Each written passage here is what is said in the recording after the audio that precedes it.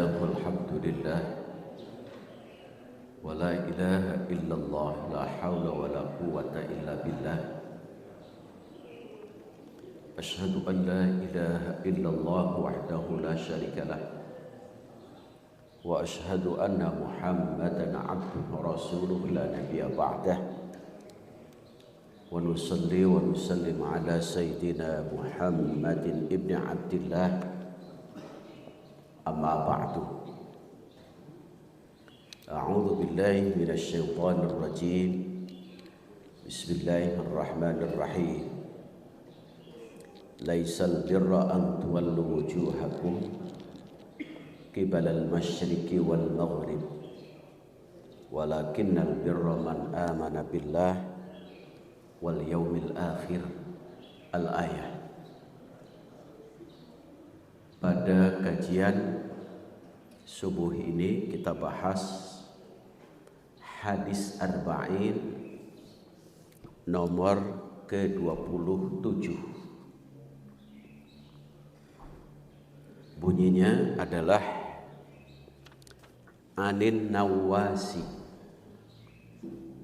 ibni Sim'an, dari An-Nawas bin Sim'an radhiyallahu anhu, anin Nabi sallallahu alaihi wasallam, dari Nabi sallallahu alaihi wasallam, qala, ia bersabda, al birru husnul khuluqi, kebaikan itu adalah akhlak yang baik. Wal ismu, sedangkan dosa adalah maha kafin nafsika, apa-apa yang tersembunyi dalam jiwamu. Wa karihta, dan engkau tidak suka, ayyattali'a alaihin nas, jika orang lain mengetahuinya. Hadis ini kalau diberi tema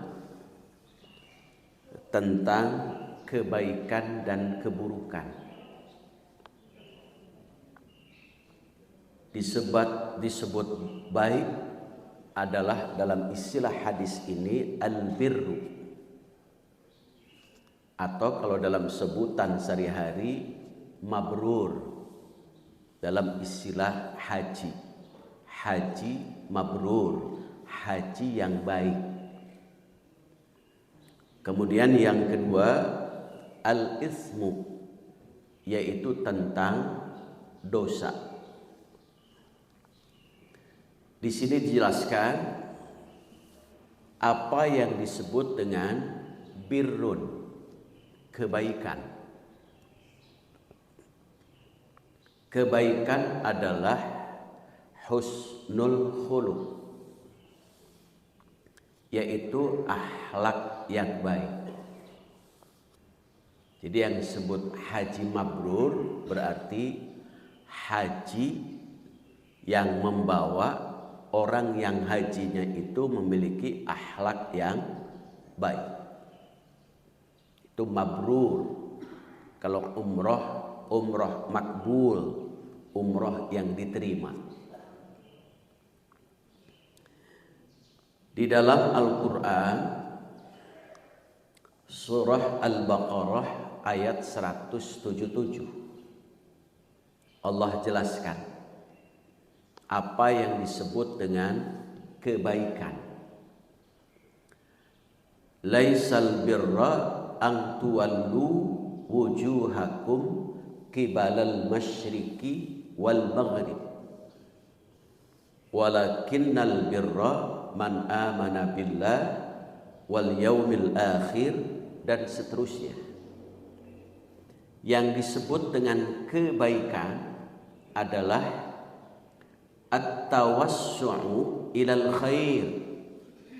Dalam tafsirnya, menyebarluaskan kebaikan.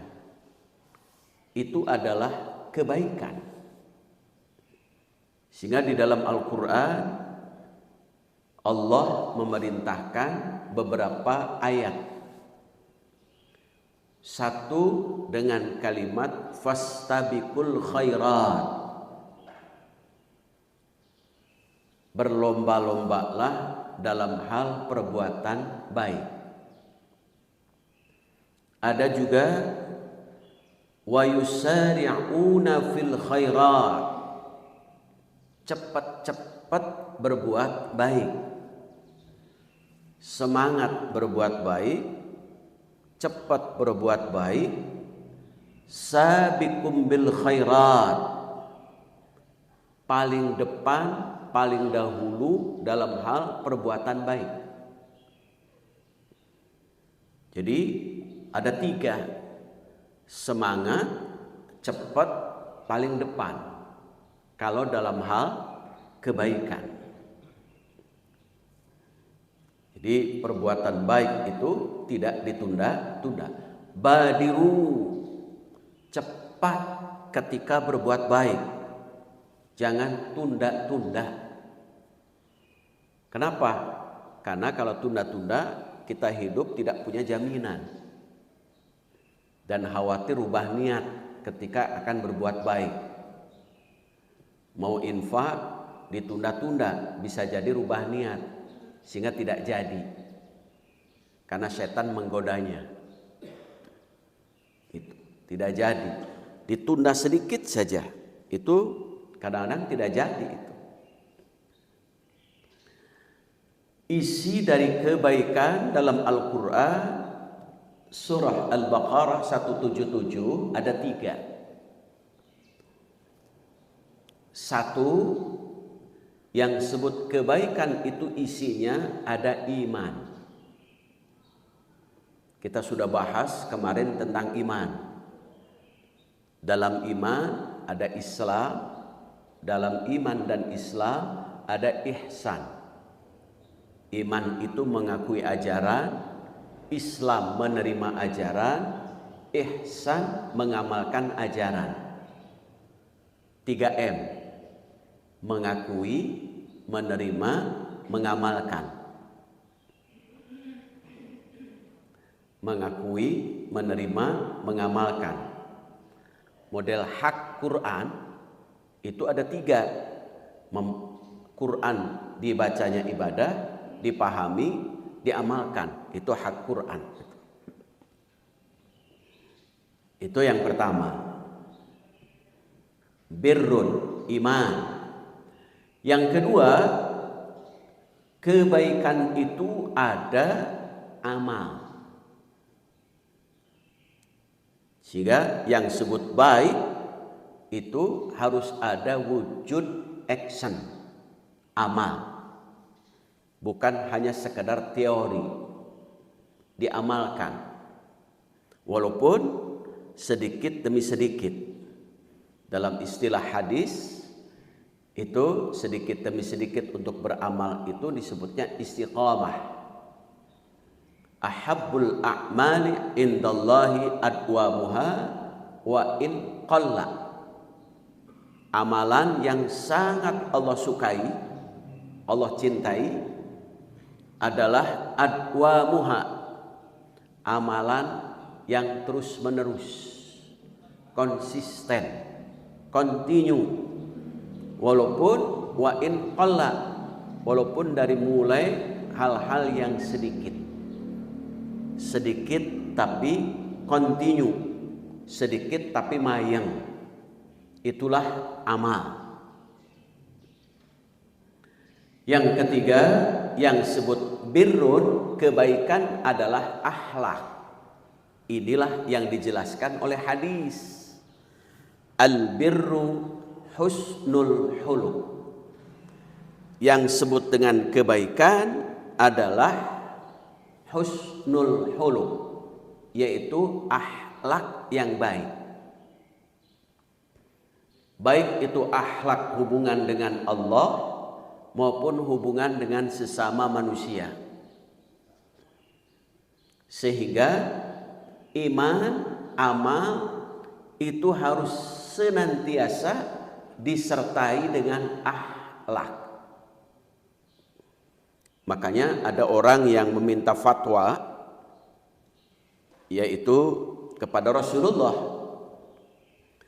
Beliau datang untuk bertanya tentang kebaikan. Lalu ia menjawab, Rasulullah bersabda, mintalah fatwa kepada hatimu. Jadi kalau kita ingin berbuat baik, maka mintalah kepada hatimu. Jadi hati kita ini senantiasa berbuat baik, mendorong berbuat baik. Hati yang mana? Pintu hati manusia itu ada 4. Pintu hati kita ini ada 4. Yang pertama, ini dorongannya masih jelek. Kalau berada pada pintu hati yang pertama, yang disebut dengan sodrun. Sodrun itu pintu hati manusia yang senantiasa mendorong manusia untuk berbuat jelek. Masih bisa terbisikkan oleh perbuatan jelek. Alladzi yuwaswisu fi sudurin nas. Masih bisa digoda oleh sudurin nas, waswas oleh syaitan. Walaupun sumber kejelekan itu bukan hanya dari setan, tetapi bisa juga dari nafsu, hawa nafsu.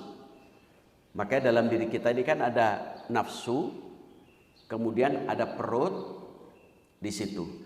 Nafsu itu diibaratkan adalah api,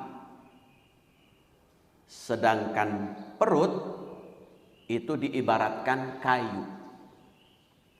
Kayu bertemu dengan api, bisa jadi ada orang terbakar. Maka oleh Allah disuruh puasa supaya kayu bertemu api itu bukan terbakar tetapi menjadi cahaya. Itulah perintah Allah, sehingga perut nafsu supaya jadi cahaya disuruhlah puasa. Di situ kebaikan di situ. Jadi pintu hati yang pertama, sodrun. Pintu hati yang kedua yang disebut qalbun. Manusia masih labil ketika berada di pintu hati yang kedua ini. Masih kadang-kadang, kadang baik, kadang tidak. Kadang semangat, kadang kendor. Kadang rajin, kadang malas. Kadang-kadang. Maka kenapa amalan yang sangat Allah cintai itu adalah amalan yang terus menerus walaupun sedikit? Karena ketika manusia berada pada pintu hati kedua, itu hidupnya masih kadang-kadang. Contoh, kalau kita beribadah karena Ramadan, maka rajinnya itu saat bulan Ramadan saja. Kenapa? Berbuat baiknya karena Ramadan. Ramadan kurang lebih 2 hari lagi kita akan tinggalkan. Kalau ibadah karena Ramadan, seiring dengan Ramadan kita tinggalkan, maka semangatnya akan juga ditinggalkan. Kenapa? Ibadahnya karena Ramadan. Tapi kalau ibadahnya karena Allah, tidak hanya terbentuk rajinnya itu di bulan Ramadan. Semangatnya hanya di bulan Ramadan. Bulan Syawal dan seterusnya juga tetap semangat. Namun bagi orang yang berada di pintu hati kedua, qalbun, kadang-kadang. Disimbolkan dalam sejarah, Ramadan itu ada perang Badar. Perang Badar menang. Banyak orang di bulan Ramadan mendapat kemenangan karena semangat. Di bulan Syawal ada perang Uhud, kalah, simbol. Di bulan Syawal banyak orang yang kalah. Masjid awalnya ramai, penuh, jadi sepi kembali. Quran yang awalnya selalu dibaca disimpan kembali. Sifat-sifat karakter baik awalnya muncul di bulan Ramadan, kemudian kembali lagi. Itu kalah berarti, itulah Uhud itu. Jadi Badar itu dulu memang peperangan, Uhud juga peperangan. Kalau sekarang diartikan simbol. Badar kita mencapai kemenangan, Uhud kalau semangat kita kendor berarti kita mencapai kekalahan. Itu berarti Uhud itu. Jadi perang Uhud itu kalah. Kita juga memerangi diri kita adalah kalah. Kemudian yang ketiga sudah mulai. Ini sudah mulai terdorong untuk berbuat baik. Pintu hati manusia yang disebut dengan fuad. Kalau orang sudah berada pada pintu hati ketiga fuad, sudah mulai semangat, konsisten, rajin. Sekalipun tantangan hambatannya berat, tetapi ia tetap konsisten untuk berbuat baik. Itu. Jadi di pintu hati ketiga adanya semangat itu, adanya istiqomah, konsisten.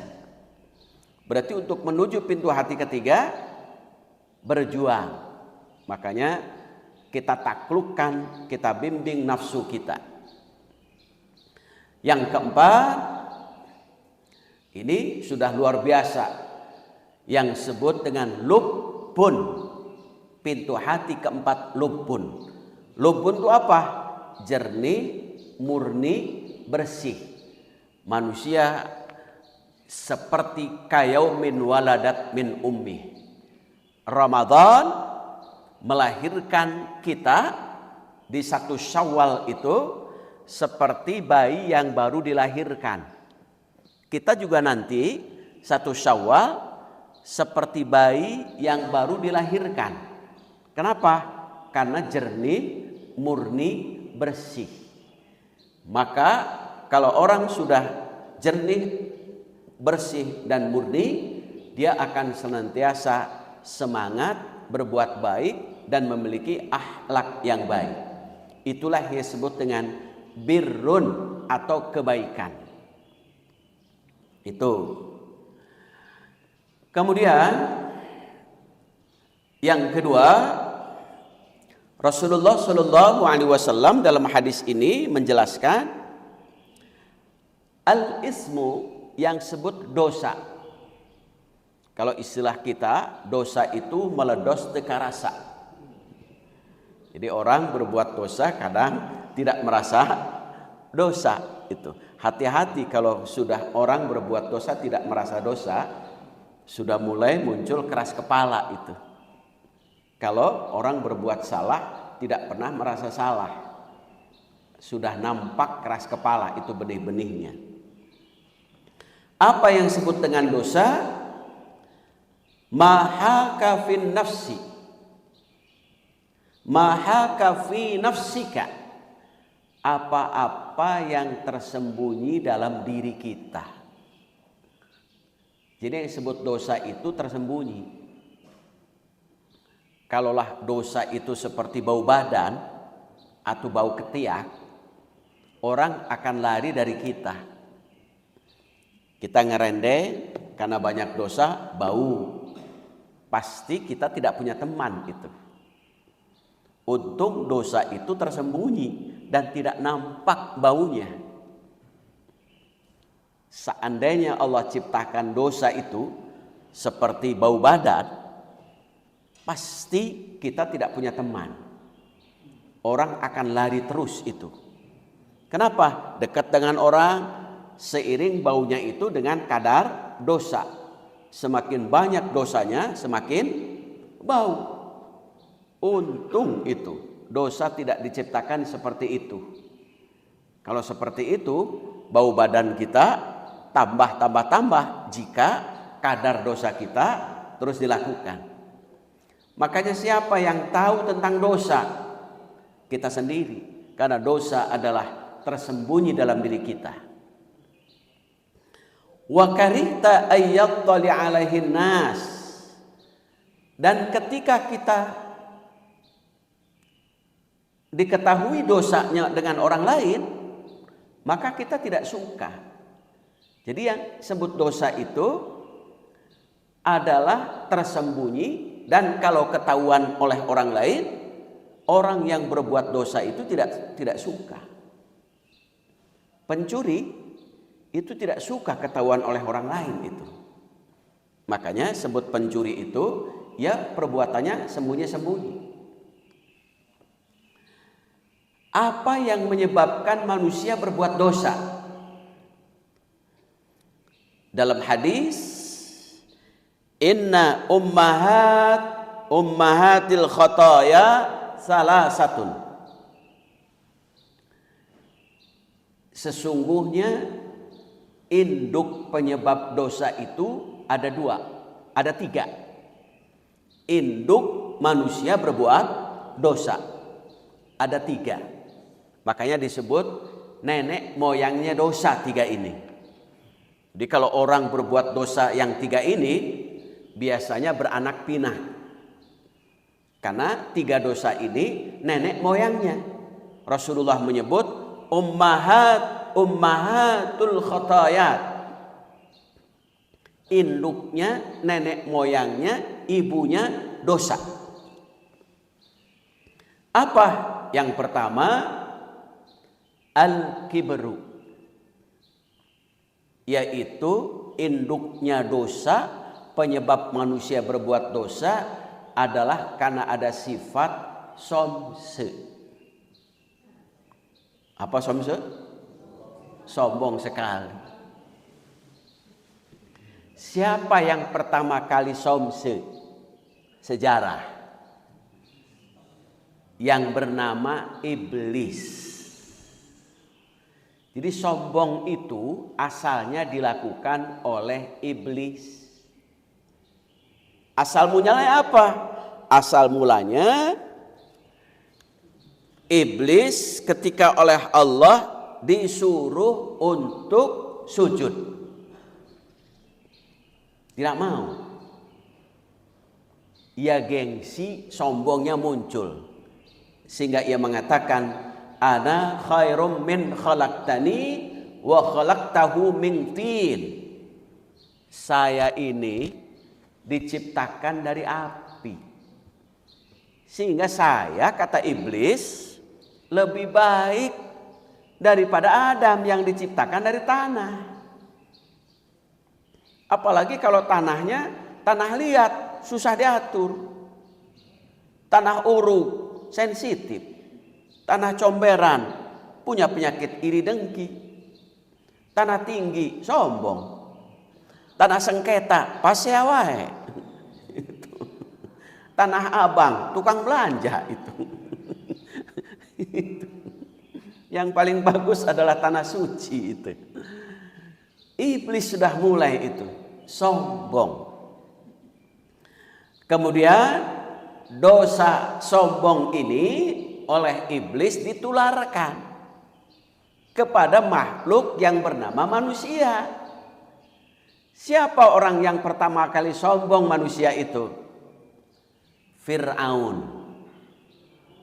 Sampai pada puncaknya Fir'aun mengakui sebagai Tuhan atas kesombongannya yang luar biasa. Fir'aun sombong karena jabatan. Ada juga sombong karena kekuatan, Haman namanya. Ada juga sombong karena harta, Qarun. Ada juga sombong karena ilmu, Bal'an. Sombong karena jabatan Fir'aun pertama kali dalam sejarah. Sombong karena kekuatan Haman, sombong karena ilmu Bal'an, sombong karena harta Qarun. Sombong karena miskin dan bodoh, tidak ada contoh dalam sejarah itu. Sudah miskin, bodoh, sombong, hirup deui. Eta menurut tunjung itu. Kalau dalam istilah Sunda itu. Itulah awal mula manusia berbuat dosa. Dari mulai kibrun, sombong. Satu hari Rasulullah Shallallahu Alaihi Wasallam menghampiri para sahabat yang sedang rame, kumpul rame-rame. Lalu Rasulullah lewat, nanya, ada apa? Kok si rame-rame? Lalu Rasulullah mengatakan, para sahabat mengatakan ada orang gila. Karena pakaiannya compang-camping, kusut. Apa kata Rasulullah? Dia itu bukan orang gila. Jadi orang yang di jalan itu bukan orang gila. Kata Rasulullah, yang pakaiannya kadang tidak memakai pakaian, kadang compang-camping, itu bukan orang gila, kata Rasulullah. Lalu para sahabat bertanya, lalu ya Rasul, yang sebut orang gila itu siapa? Al-kibru batirul haq wa ghamtum nas. Yang sebut orang gila itu adalah orang yang sombong. Jadi kalau dalam hadis, orang gila itu orang yang sombong. Kenapa? Karena tidak mau menerima kebenaran. Tidak mau menerima nasihat. Itulah yang disebut orang gila itu. Jadi kalau kita kan di jalan itu tuh GL, padahal bukan itu. Apa kata Rasulullah? Yang di jalan itu dia orang yang dapat musibah. Sama dengan sakit batuk. Kalau batuk karena tenggorokan atau paru-paru. Kalau sakit kepala bisa jadi karena otaknya, ada organ tubuh yang perlu diobati. Orang gila saraf otaknya. Jadi sakit petek, yang sebutnya orang yang kena musibah. Orang yang sombong, orang yang tidak mau menerima nasihat, tidak mau menerima kebenaran. Kenapa? Karena ada kesombongan, ada somse itu. Itu penyebab pertama manusia berbuat dosa, karena sombong. Yang kedua, sebab pertama manusia berbuat dosa adalah al-hasad. Iri, dengki. Al-hasad. Sejarah pertama kali orang yang iri dengki adalah Qabil. Salah satu putra Nabi Adam alaihissalam. Kan awal sejarah berkaitan dengan kurban ini. Qabil itu profesinya sebagai petani. Habil itu sebagai peternak. Saat ada perjodohan dengan silang, Qabil itu jodohnya dengan Labuda, lahir yang bersama dengan Habil. Sedangkan Habil jodohnya dengan Iklimah, lahir yang bersama dengan Qabil. Ternyata dari segi fisik, Iklimah dan Labuda, Iklimah itu lebih cantik daripada Labuda. Maka Qabil tidak ridho, tidak ikhlas jika Iklimah menjadi milik Habil. Itu mulai iri. Kemudian oleh Nabi Adam alaihissalam atas tuntunan wahyu, dua putranya itu disuruh berkurban. Kurbannya Qabil itu hasil pertanian. Hanya bedanya kalau Qabil pilih dikeluarkan untuk dikurbankan hasil pertanian yang paling jelek. Jadi kalau ada orang yang memberi yang paling jelek itu tipe Qabil itu. Jadi pilih yang paling jelek baru dikeluarkan. Itu Qabil. Kurban yang paling jelek itu Qabil tipenya. Sedangkan Habil karakternya pilih hasil peternakannya pilih yang paling baik dikeluarkan. Qabil kurbannya Allah tolak. Habil kurbannya Allah terima. Iri lagi akibat dengki, maka Qabil membunuh saudara kandungnya sendiri. Itu dosa anak pinaknya itu. Akibat dengki itu. Maka induknya dosa adalah penyebab manusia berbuat dosa karena iri dengki itu. Itu yang pertama. Yang kedua. Yang ketiga, induknya perbuatan dosa atau penyebab manusia berbuat dosa itu adalah al-hirsu, serakah. Serakah itu. Siapa orang yang pertama kali serakah? Pada saat dulu dalam sejarah, tamak, tidak mau bersyukur kepada Allah Subhanahu wa taala. Pada saat dulu di zaman Rasul ada orang yang bernama Abdullah bin Sikhir. Kalau dulu Yahudi Nasrani. Yahudi Nasrani itu bekerja, kalau Yahudi yang dikejarnya jabatan, kekuasaan. Kalau Nasrani bekerja itu yang dikejar harta. Kalau Islam keridhaan Allah. Kalau orang sekarang tiga-tiganya itu yang dikejar itu orang sekarang.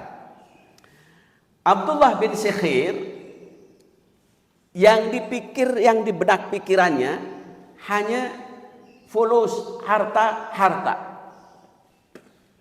Sehingga digambarkan oleh Quran surah Al-Humazah, alladzi jama'a malan wa addadah. Orang yang suka mengumpulkan dan menghitung uang sampai-sampai yahsabu annama lahu akhladah. Ia lupa terhadap kehidupan akhirat, seolah-olah dirinya akan hidup selamanya. Rasulullah Shallallahu Alaihi Wasallam memanggil Abdullah bin Sikhir. Abdullah bin Sikhir, sini. Ya Rasul, gimana? Diberi nasihat. Abdullah bin Sikhir, hartamu banyak kau punya, tapi yang menjadi milikmu hanya 3. Yang bapak ibu punya banyak, tapi yang menjadi milik bapak ibu 3. Kata Rasul, harta itu 1, akalta fa'afnaita. Harta yang menjadi milik kita itu yang kita makan kemudian habis. Jadi di rumah 1 magicom yang dimakan berapa? Sepiring, 2 piring, 3 piring? 1 magicom itu sendiri. Sepiring juga enggak banyak. Itulah milik kita, habis. Kemudian ada orang yang menjelaskan, jika ada makanan yang tersisa tidak habis, dibuang, sama dengan mencuri hartanya fakir miskin. Tuh, hati-hati mata. Jangan itu. Dalam istilah bahasa Quran, wa tuhibbunal mala hubban jamma. Kita mencintainya pada harta itu melebihi, luar biasa. Serakah itu. Maka kenapa dalam Quran disebut kunu kirodatan khasyin? Jangan jadi seperti manki. Kenapa sifat manki itu serakah? Coba Bapak Ibu teliti sekarang atau besok pergi ke kebun binatang, bawa satu sikat pisang. Misalkan ada 5 manki, 1 manki diberi satu sikat, yang 4-nya nggak usah. Kira-kira manki itu membagi tidak kepada teman-temannya? Nggak bakal. Manki itu yang ngunyah, ya nyumputin, yang ngelek. Satu sikat pisang itu dikuasai oleh sendiri. Suka menyembunyikan barang, suka sumpat-sumput, suka ngunyah, tidak mikirin orang lain. Serakah itu. Jadi kalau orang suka menyembunyikan sesuatu, itu suka menyembunyikan harta orang lain, pelit mereka hese, berarti jiwanya seperti manki. Itu. Kenapa? Serakah itu. Tidak ingat orang. Makanya kenapa dalam Quran ada istilah zakat, infak, sedekah, supaya kita menjadi manusia, tidak menjadi manki jiwanya, manusia seutuhnya itu. Kenapa kita supaya puasa? Supaya kita tidak penampakan. Di luar sana ada penampakan, yang kelihatannya kakinya saja, badannya nggak kelihatan dengan kepalanya. Kenapa? Tidak puasa. Kalau orang yang puasa, manusia seutuhnya. Kalau yang tidak puasa, manusia sepotong itu. Jadi itulah Quran turun supaya membedakan mana manusia, mana hewan. Manusia hidupnya dipelihara oleh Quran supaya tetap sempurna. Itu. Yang kedua, nasihat Rasulullah kepada Abdullah bin Syahir dan kepada kita, harta yang kita punya banyak yang jadi milik kita, labista fa'ablaita, yang kita pakai kemudian rusak. Fisik, pakaian, selemari, mobil, motor, sepeda, suatu saat ada rusak. Kadang-kadang mobil banyak yang dipakainya satu, rumah yang dipakainya satu kamar, baju setumpuk lemari. Kira-kira Bapak pernah memakai satu lemari itu secara sekaligus? Kan nggak pernah. Fa'ablaita, apa yang dipakai akan rusak. Yang ketiga yang akan abadi. Apa yang abadi? Tasaddaqta fa'amdaita. Harta yang menjadi abadi itu yang disedekahkan itu. Itulah Rasulullah menasihati kepada orang yang serakah itu. Makanya serakah itu adalah induknya dosa. Makanya sebut dengan dosa adalah mahaka fin nafsika wa karihta ayyatani alaihin nas. Dengan induknya dosa itu, maka akan melahirkan dosa-dosa baru. Dosa barunya apa?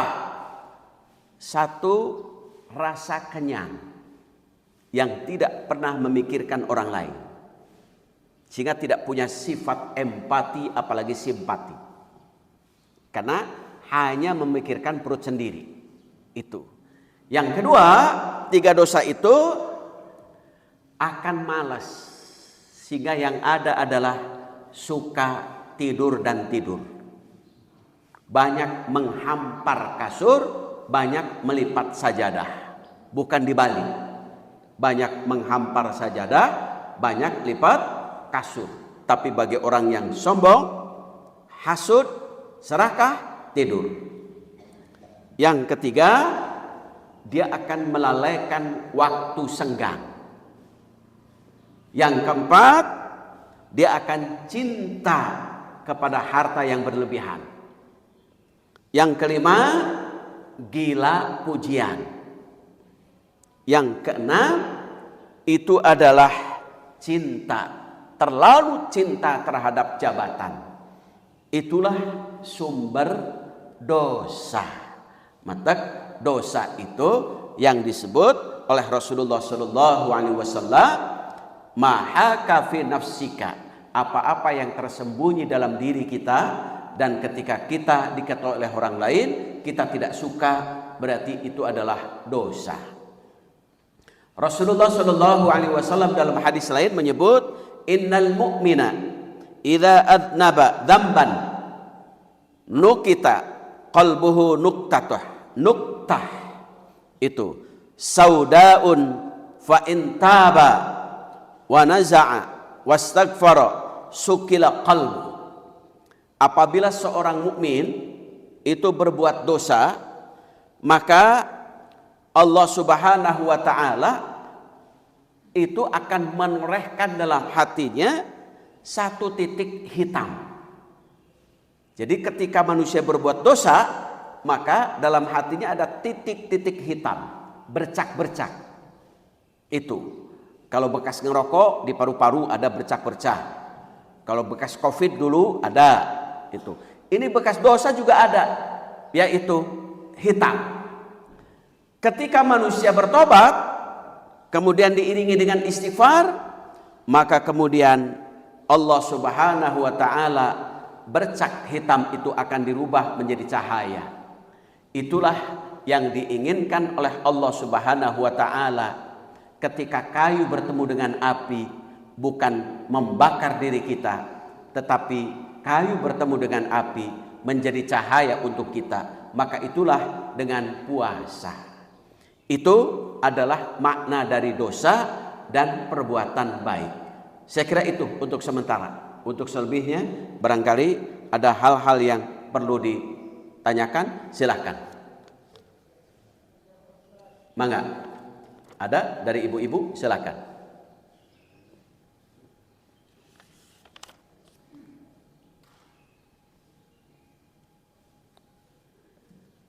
Izin bertanya, Ya, silakan Bu. Ya. Saya melihat salah satu posting dari salah satu al-ustaz di sosial media mengatakan begini, kalau kita pernah meninggalkan sholat fardu itu bisa digantikan pada hari Jumat terakhir di bulan Ramadan. Nah, mohon penjelasannya Pak Ustaz. Kalau memang itu benar, bagaimana caranya? Terima kasih. Wassalamualaikum warahmatullahi wabarakatuh. Waalaikumsalam warahmatullahi wabarakatuh. Jika meninggalkan dosa, yaitu meninggalkan sholat dengan sengaja, adalah dosa. Caranya bagaimana? Tobat. Tobat di situ syaratnya ada 3. 1, berhenti, tidak lagi meninggalkan sholat. Yang kedua, menyesal sekali karena sebab kok sih saya bisa meninggalkan sholat subuh dijamak dengan sholat duha misalkan, menyesal sih sekali itu, menyesal, subrah. Yang ketiga, punya tekad yang kuat untuk tidak mengulang. Itu syarat tobat. Dan dosa-dosa masa lalu anggap dosa masa jahiliyah. Waktu muda mungkin kita masih dengan nafsu hidupnya, kadang-kadang meninggalkan sholat secara sengaja dan sholat dianggap remeh. Maka tobatnya adalah cukup ibu bapak. Yang pertama tadi syaratnya tidak lagi mengulang, menyesal, punya tekad yang kuat untuk senantiasa sholat. Kemudian perbanyak amalan sunnah. Cara tobatnya. Jadi kalau di akhir bulan Ramadan itu perbanyak istighfar. Dalam Quran surah Ali Imran ayat 17 dan 18. Ketika ada seorang manusia meminta kepada Allah, Rabbana innana amanna. Ya Allah, sesungguhnya kami ini beriman. Karena beriman, maka kami sadar telah berbuat dosa. Kira-kira begitu.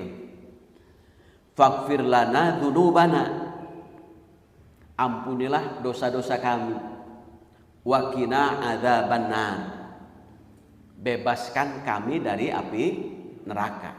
Baik kata Allah, Allah akan ampuni, tapi dengan syarat ada 5. Tapi bukan hanya di akhir Ramadan. Ini 5 ini. 1, as-sabirin, sabar. Sabar dalam ketaatan. Karena apa? Bisa jadi pada saat taat kita awalnya tidak sholat, bisa jadi ada yang meremehkan, tumben sholat. Nah itu harus sabar itu. Jangan kapok itu. Ditumbenkan oleh teman-temannya. Biasanya juga enggak, tumben.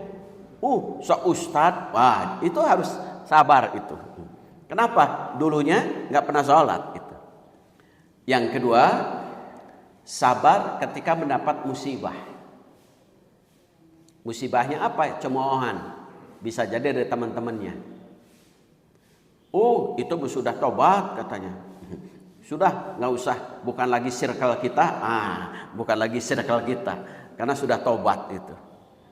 Yang ketiga adalah sabar ketika meninggalkan perbuatan maksiat.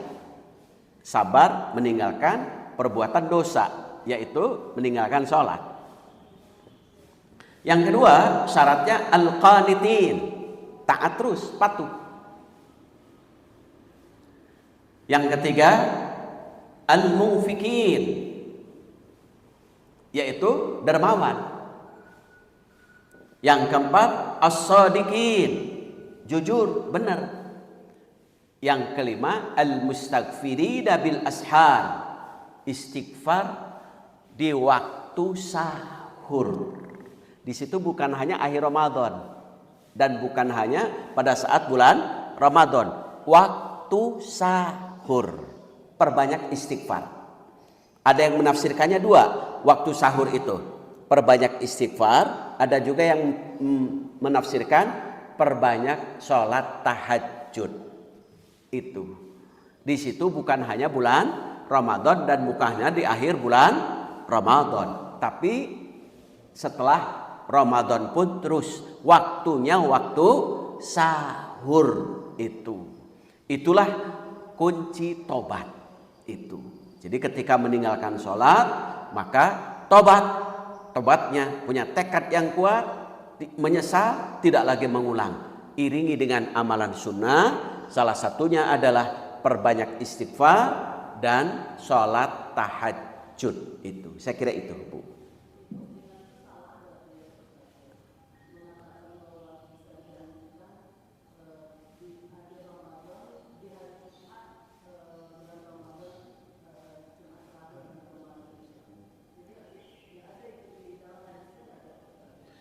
Kalau di hari Jumat perbanyak amalan, itu memang banyak sekali hadisnya. Salah satunya adalah membaca Quran surah Al-Kahfi. Yang kedua adalah perbanyak membaca sholawat. Kemudian yang ketiga adalah pada saat itu perbanyak istighfar. Kemudian ketika datang pada saat akan Jumatan perbanyak sholat intidhar. Itu. Maka itu tapi keumuman, bukan hanya sekedar yang meninggalkan sholat. Itu yang meninggalkan sholat pada masa lalu sudah, sekarang mah tobat itu. Dan bukan hanya di akhir sholat, di akhir Jumat bulan Ramadan. Itu saya kira itu. Pak Ustadz, Ya, masih boleh bertanya? boleh Ibu, silakan. Ini Pak Ustadz, maaf,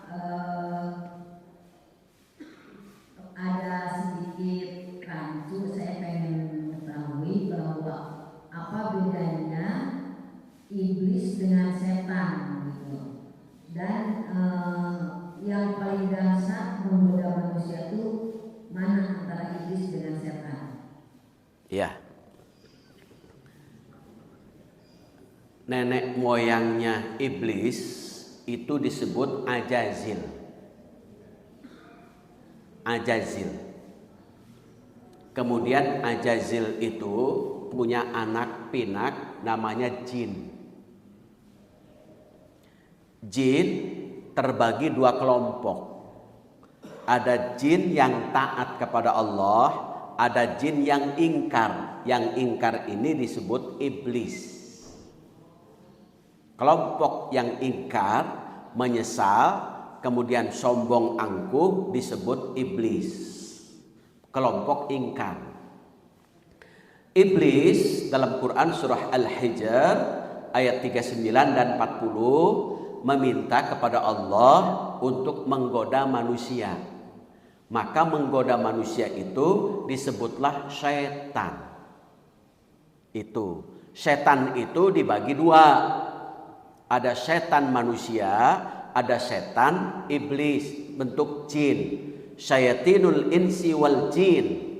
Apa arti setan? Arti setan itu satu, syatoyasitu syaitan, artinya panas. Orang yang suka panasan, temperaturnya tinggi, suka iri, dengki, sensitif, mudah marah, disebut setan. Berarti sifat di situ. Adanya bukan hanya setan jin, setan manusia pun ada. Disebutlah oleh bahasa Sunda setan bung kekeleken eta. Itu. Yang kedua ada setan dalam bentuk jin, setan gaib. Artinya apa? Syatnun. Syatnun itu renggang jauh. Jadi makhluk yang berusaha merenggangkan dan menjauhkan dari Allah maka disebut setan. Itu ada dua godaannya. Bisa godaan dari orang, bisa godaan dari diri sendiri, bisa juga godaan dari makhluk yang bernama setan. Itu. Jadi apalagi kalau sekarang setan pernah mengajukan pensiun dini kepada Allah. Itu. Kemudian Allah nanya, kenapa setan? Ini anekdot. Kok sih tiba-tiba kok ingin pensiun dini? Padahal dulu bersikeras untuk menggoda manusia. Kok sih tiba-tiba ingin pensiun dini? Apa kata setan? Ya Allah, manusia perbuatannya sudah melebihi saya. Makanya tanpa saya pun sekarang sudah hebat dia itu perbuatannya. Saya sesama setan akur, harmonis, tenang, damai, tapi sesama manusia pas saya ribut itu berarti sudah melebihi kami, kata setan itu. Itulah setan itu ada dua, ada setan dari manusia sifatnya, ada setan memang makhluk itu. Saya kira itu. Ada lagi? Mangga.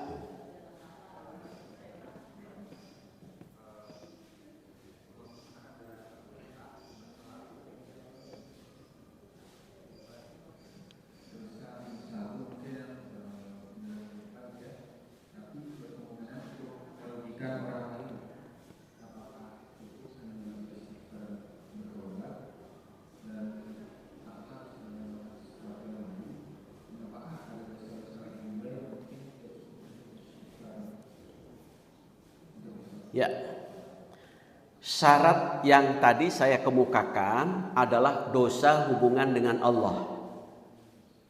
Satu, punya niat. Dua, menyesal. Yang tiga, tekad yang tidak punya tekad kuat untuk tidak mengulang. Tapi hubungan dengan manusia syaratnya ditambah dua. Masa lalu misalkan ada hubungan dengan manusia ditambah dua berarti 5. Apa tambah duanya? Yang keempat, kalau kita pernah menyakiti orang, mendolimi orang, jangan gengsi, jangan malu untuk minta dihalalkan, minta dimaafkan. Itu kalau ada ahli warisnya itu. Yang kedua, kalau ada sesuatu hak orang, harta atau apapun yang pernah dimakan oleh kita atau pernah kita ambil, jangan gengsi, jangan malu, kembalikan. Itu haknya. Jadi hubungan dengan sesama manusia ditambah 2. Jangan malu untuk minta maaf, jangan malu untuk mengembalikan sesuatu yang bukan menjadi hak kita. Itu Syekh Abdul Qadir Jailani dan Ibrahim Al-Adham pernah memakan kurma yang jatuh di Mekah. Jatuh dari tangkalnya, dimakan. Ada mimpi, amalanmu tidak akan terima. Kembali ke Mekah, mencari ahli waris. Ketemu.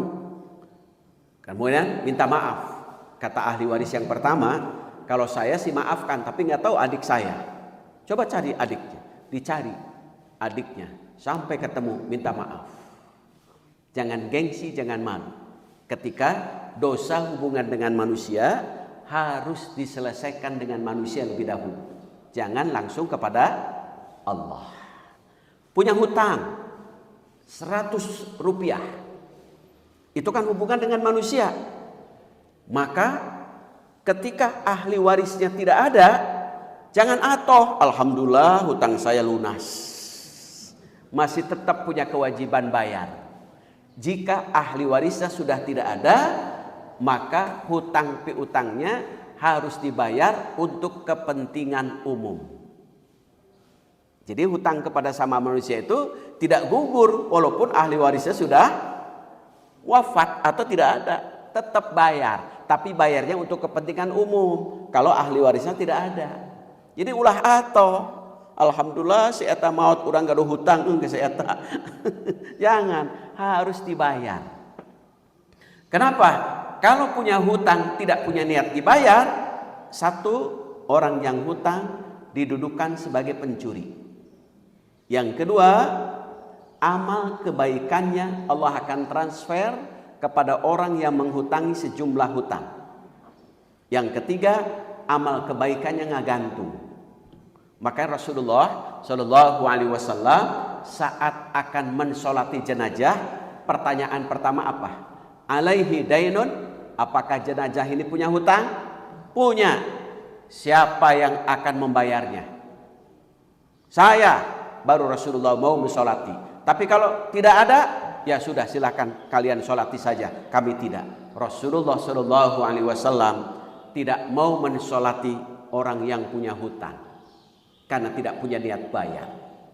Itu hukumannya luar biasa. Kenapa?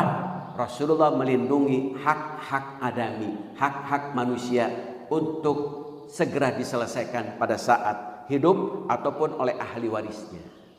Saya kira itu. Ya. Ada lagi? Oh ada. Mangga Bu Haji.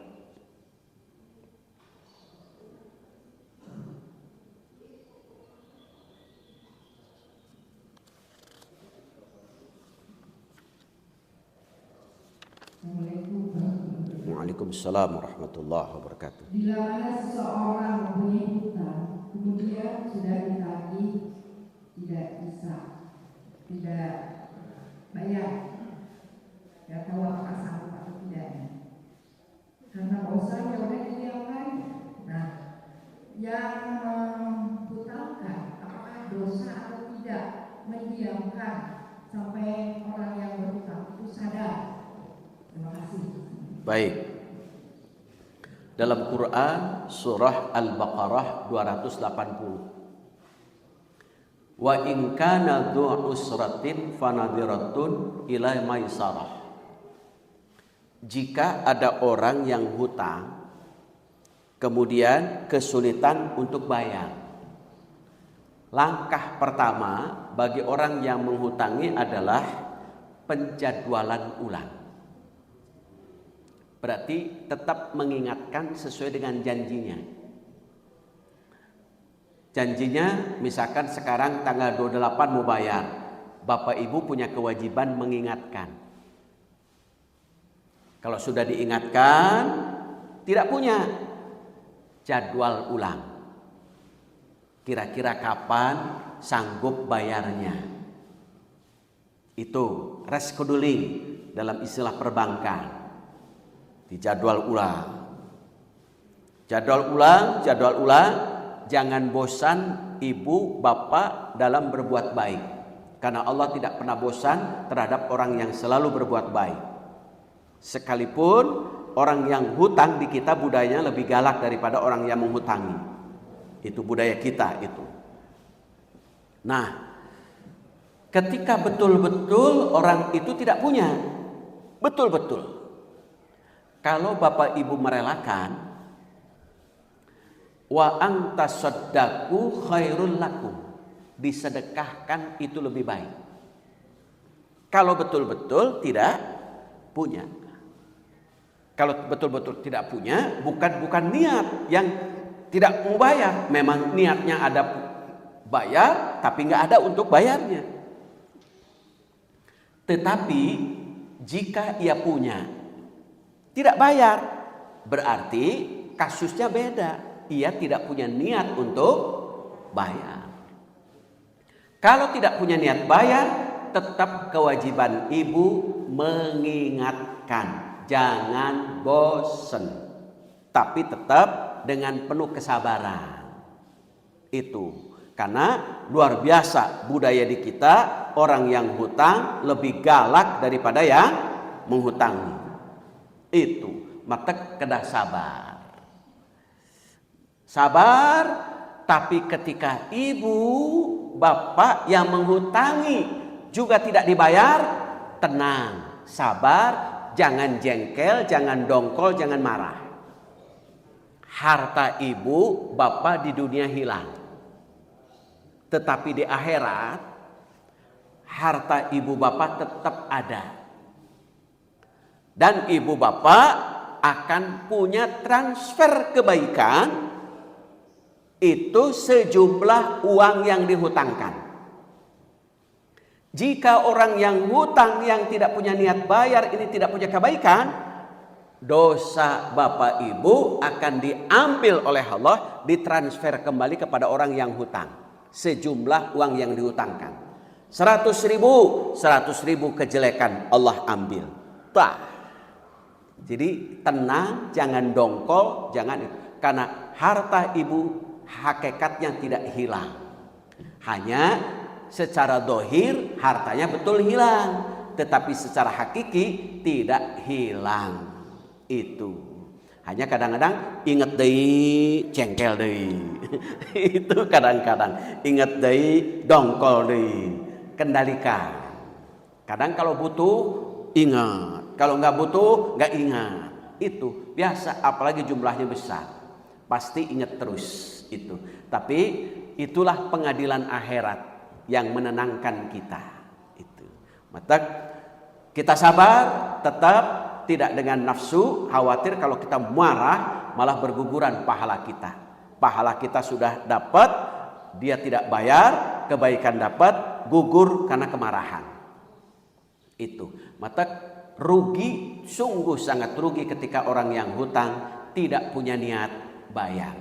Itu. Hutang piutang boleh, tetapi punya niat bayar. Persoalan waktu silakan musyawarah itu untuk bayarnya. Saya kira itu, Bu. Ada lagi? Cukup? Oh, ada, Pak Haji, silakan.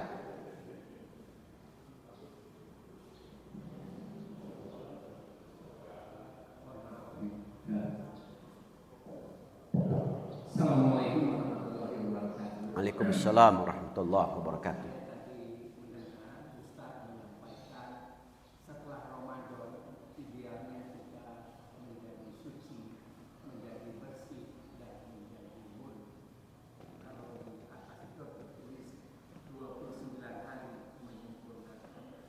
Iman dan takwa luar biasa. Saya secara pribadi sudah berulang-ulang melaksanakan ibadah sahur di bulan Ramadan. Tentu sudah puluhan kali. Tetapi seringkali ketika pasca Ramadan dia mengulangi kesalahan yang sama. Tahun yang lalu habis Ramadan kembali, kemudian berubah lagi. Keji, sombong, iri, dengki, itu awalnya kita terus ke situ. Tapi kemudian ini berulang-ulang setiap Ramadan. Jadi kelihatannya kalau agama itu kan harusnya setahap demi setahap. Ada peningkatan kualitas takwa, ada peningkatan kualitas diri. Jadi kalau orang bilang ada plan, do, check, action, itu Ya. turun lagi. Jadi kelihatannya kita kalau bicara rekayasa sosial atau rekayasa teknologi kayaknya kelihatan terukur peningkatannya. Tapi rekayasa diri, terutama bagi diri saya, aku lihatnya 10 tahun yang lalu kayak saya gini-gini juga gitu ya, mengulangi kesalahan-kesalahan yang sama. Nah ini gimana agar rekayasa diri itu benar-benar terencana dan baik. Tobat saya sering juga, tobat salah juga sering juga. Terima kasih.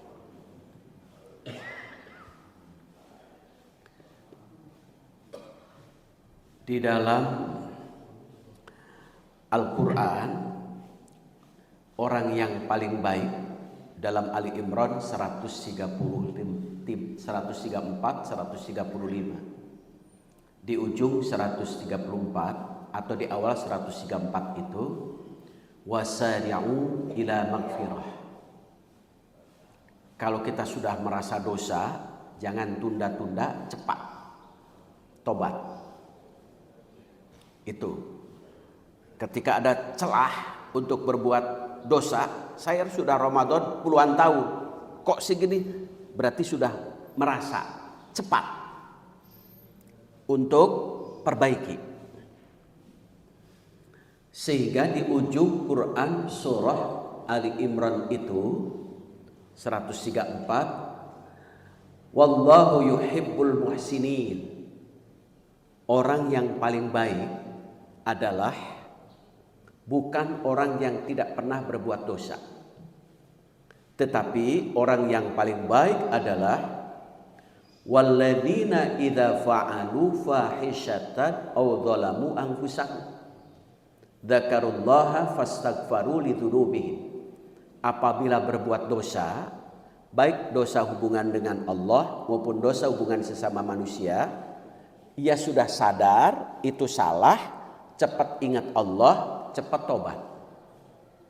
Itulah kunci sehingga kita senantiasa istiqomah. Iri dengki, cepat.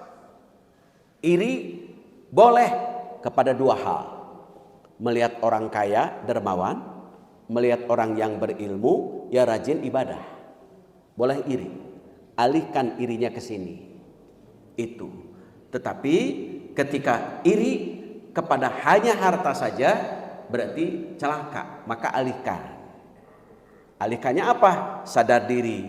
Oh, harta itu hanya titipan, tidak akan dibawa. Itu ada seorang sahabat ketika hidupnya miskin, tidak punya rumah, ditanya, kau ingin apa? Dia bukan minta rumah, tetapi mintanya apa?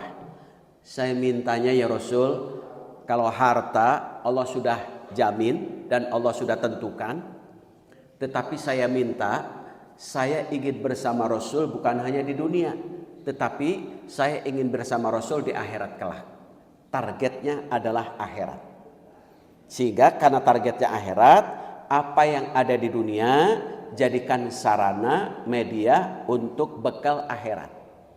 Itu jangan sampai bekal-bekal akhirat itu dirusak karena sebab dosa-dosa tadi.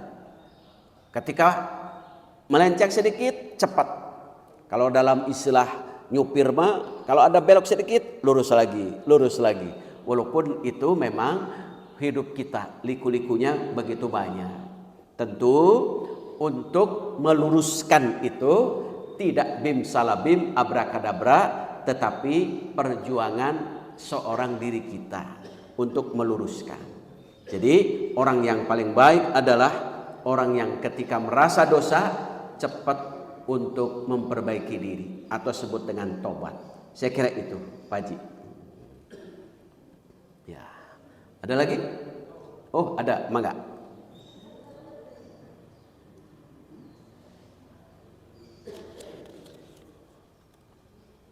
Ustaz, Ya. Ustaz, banyak teman-teman saya atau lingkungan atau saudara kita yang tadi kayak ada, mungkin saya juga punya ada sifat kayak serakah, terus kayak males, terus tadi suka tidur dan menyanyikan waktu senggang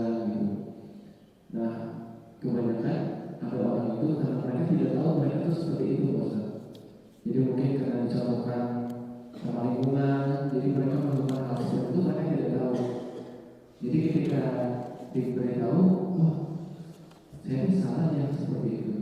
Nah, bagaimana Ustaz tipsnya untuk sekiranya memberitahu atau menasihati orang-orang yang merasa tidak tahu bahwa itu salah gitu, Ustaz. Karena